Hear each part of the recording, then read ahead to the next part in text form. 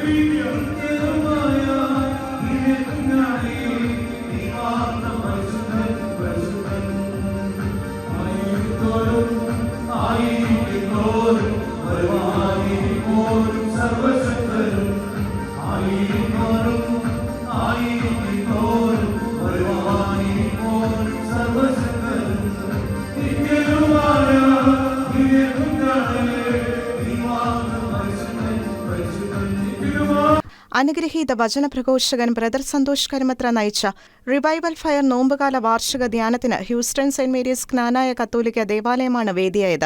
പരിശുദ്ധ വചനത്തിലും സഭാ പഠനങ്ങളിലും ആനുകാലിക സംഭവങ്ങളിലെ പ്രവചന ദൂതുകളിലും അധിഷ്ഠിതമായ വചനവിരുന്ന് പങ്കുവയ്ക്കപ്പെട്ടു. കുഞ്ഞുങ്ങളും യുവജനങ്ങളും കുടുംബങ്ങളും കടന്നുവന്ന കാലഘട്ടത്തിന്റെ അഭിഷേകം സ്വന്തമാക്കി. ഇടവക വികാരി ഫാദർ എബ്രഹാം മുത്തോലത്തിന്റെ നേതൃത്വത്തിൽ മാർച്ച് 19 മുതൽ 22 വരെ തീയതികളിലാണ് ധ്യാനം ക്രമീകരിച്ചിരുന്നത്. മാർച്ച് 21, 22 തീയതികളിലെ കുട്ടികൾക്കും യുവജനങ്ങൾക്കുമുള്ള ധ്യാനവും ഒരുക്കിയിരുന്നു. അവസാന ദിനത്തിലെ ശുശ്രൂഷകളിൽ ദിവ്യകാരുണ്യ പ്രദക്ഷിണം കർത്താവുമായുള്ള വ്യക്തിപരമായ കണ്ടുമുട്ടലിന്റെ ഹൃദ്യമായ അനുഭവം സമ്മാനിച്ചു.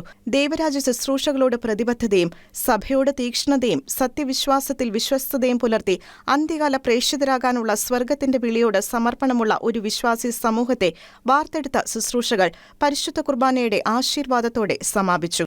International desk, Shekinah news.